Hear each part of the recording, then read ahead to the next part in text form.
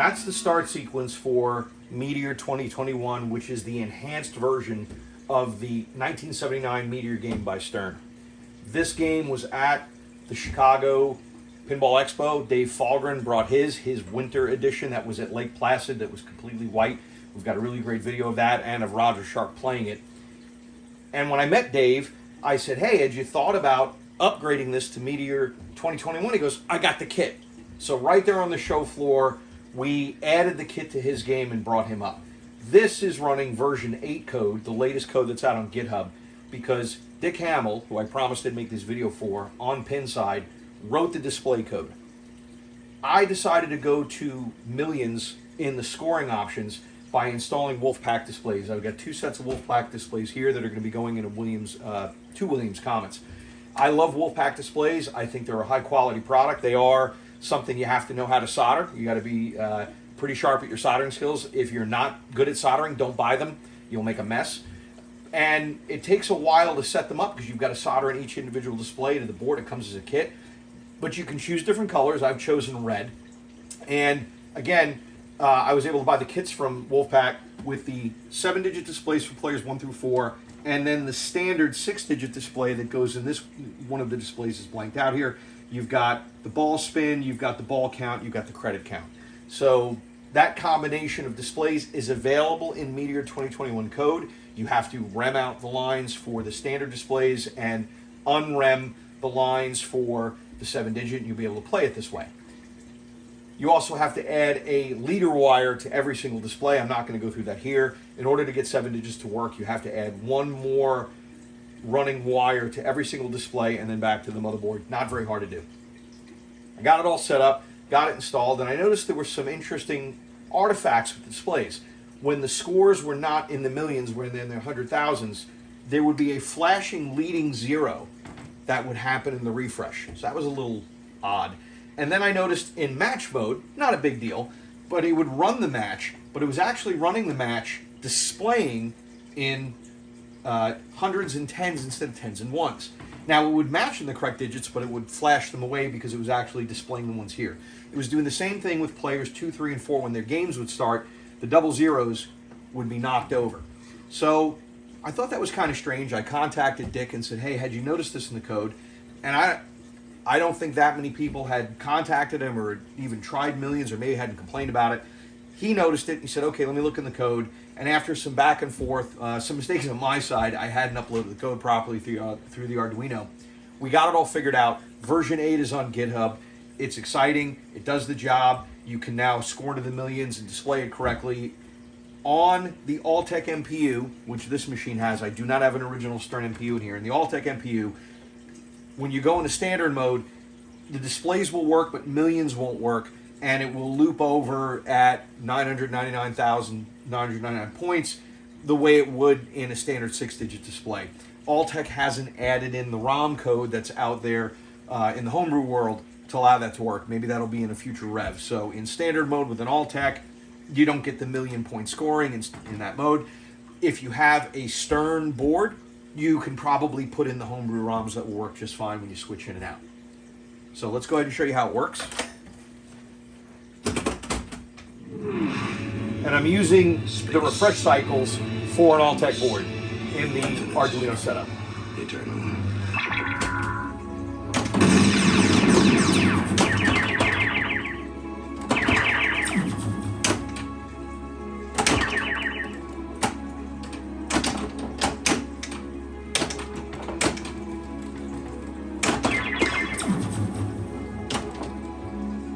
Spectacularly.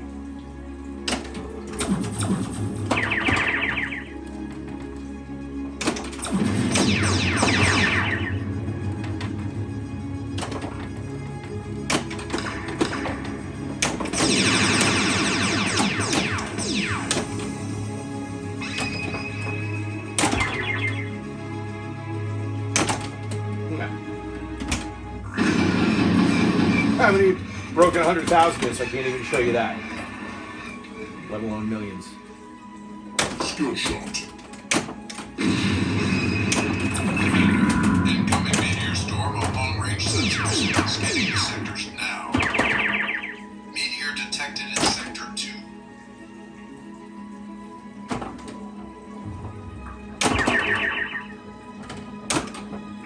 Gun armed.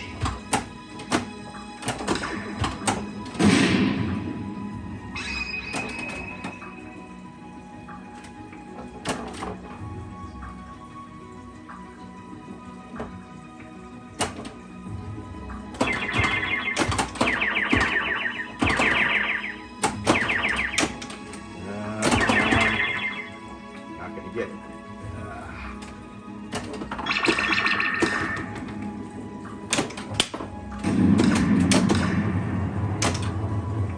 Meteor impact.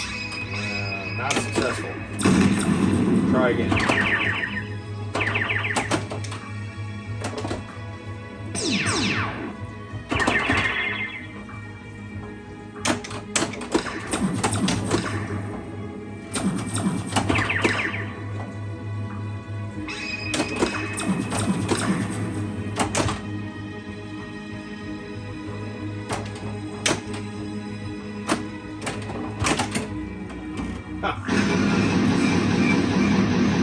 All right, maybe a more impressive third ball.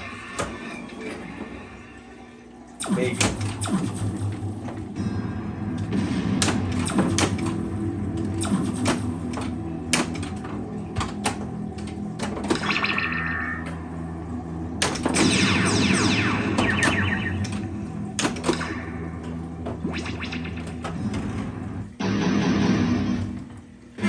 Nope.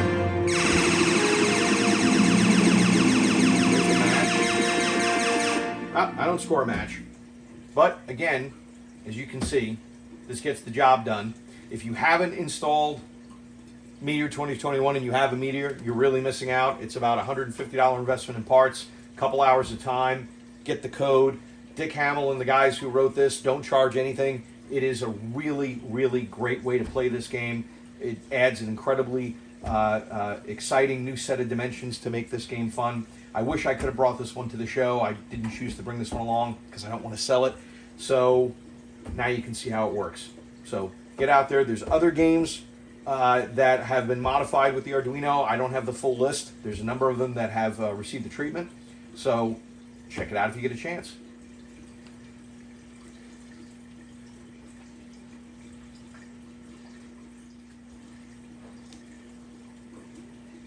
I thought I'd put together a part 2 for those who haven't seen how Meteor 2021 works or understand how to implement this in their game.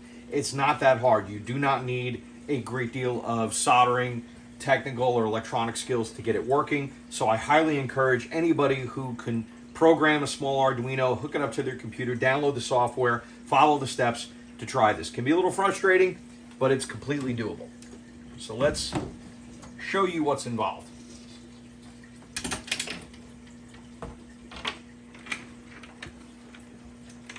The back box of the game, here's the Alltech MPU. Up much closer on J5, on the Alltech or on the Stern original MPU, is the Arduino kit. This kit, I got the Roigi Biv kit just because it was a little easier. It wasn't that expensive. It came with an Arduino soldered to the board, and then it had the appropriate jacks, and it came with a switch kit. And I also, you'll notice, I bought the upgraded cables. I highly recommend these sound card cables from the originals. The originals are junk, and they don't last. And then the red board in the back, that is the Wave soundboard. It's got a little memory card on it. It's got about 100 sounds that were pre-made by the guys who came up with the code. I've modified a few of the sounds. Very easy to do. You just pull the memory card out, take it to your computer. The sounds are numbered. The numbering in the code tells you what every sound is. You can put in whatever you want. So not really hard to change. And then it's hooked up to that black wire you see running down in the case. Down inside here is a amplifier, and then I've got a couple of cube speakers that I've attached to the head, and I'm using an automotive speaker. One of them is replacing the original speaker in the game. It's not used in Meteor 2021 mode, 2 speakers. The second speaker is acting as the subwoofer for the game off the amplifier, so it's giving it some boom. Once this is hooked up and the switch is hooked up, you got to use a jumper if you don't have the remote switch. You can't switch to Meteor 2021 when the game's powered up. So when you power it up, you're either in standard mode or you're in Meteor 2021.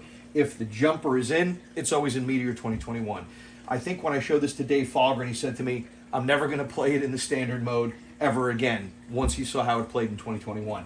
I like to be able to switch back and forth, so I wired a switch all the way into the front, and I can power it off and flip it. What's interesting is when it's in the Meteor 2021 Arduino mode, it has its own memory and it has its own, not just with the rules, but its own scoring table and high score table separate from what goes on the MPU, which in this case is the Altec. So when you go into standard mode, the high scores scored in standard mode will be what's pulled out of memory. When it's in the Arduino mode, it actually blocks off the CPU from the Altec or from the Stern motherboard. So that component's not working, but everything else is. It's using the original lamp board here and the original power supply and driver board. Those are all original. This game came with an Altec when I bought it from the person I bought it from. So I do think about putting an original Stern in here, like I mentioned in part 1. That way I can have the million point ROMs in the standard mode and I can put the Altec in a different machine. But hooking it up is that easy. You simply just plug it into that jack and then you plug your sound wires into the original soundboard, which is on the left. That's all you have to do. You don't have to wire the switch if you don't want to. I used some double-sided tape for the wave board because I didn't want it floating around in the machine. If you have the original motherboard, it's going to have to go up a lot higher, probably closer to that pegboard in the back because it's so big. If you've got the Altec or a Weebly, it's going to fit right on the metal backing right where you see it. That's really all it takes to get it installed. There is a tiny, tiny USB micro A right there. If you have to program this board, I've never done it in the game. You certainly aren't going to want to do it when it's powered. I simply unplug the Arduino kit, and I unplug the sound wires, and I bring it up to my Mac, plug it in, download the code, make sure it took, and then plug it back in. I probably could just run the wire and put my Mac here on one of the pinball machines and program it that way. Not very hard. You won't have to program it much. I don't know how many more revs there'll be after Rev 8. It's perfect as best I could tell, but somebody may put out a new version. The extra wire we talked about here, you have to look up the instructions. If you're going to go to millions, you have to add another running wire to each display like we talked about, and then that wire tracks back into the jack on the left side of your MPU so that it'll pick up the math from the processor. So that's what's required. So really nothing else to it. These Wolfpack displays, I'll show you real quick from the back. They run on the original circuitry and the original jacks. Sometimes with some of these displays, you have to pull the power supply out. I usually pull out the high voltage fuse. In this case, these work right off the original jacks, the original configuration, so there was nothing to do there, nothing to change. But there's no heat out of these things. These things are ice cold. So I was skeptical about LED displays when they first came out. I have to say, these are beautiful. They work great. They don't strain the power supply. These displays are some of the more, they certainly are the higher voltage. They can be the larger heat draw on the power supply because of the high voltage they require to run when they're gas. When they're LEDs, they only run on 5 volts. So these don't have any refresh issues. I realize in the video it might be looking a little funny the way it gets recorded, but they don't have any refresh issues. They don't have any flash issues, anything like that. As far as you would ever notice in real life, they look like gas displays. I've not LED'd out this machine. You can see those are incandescent bulbs. Haven't made the commitment, made the decision to do that yet. Not sure that I will. It's quite an investment to make a machine run on all LEDs. I have other machines I do need to convert. Most of my higher end machines in the collection are already converted, but not every machine is, because I wasn't sure what was going to happen with this one.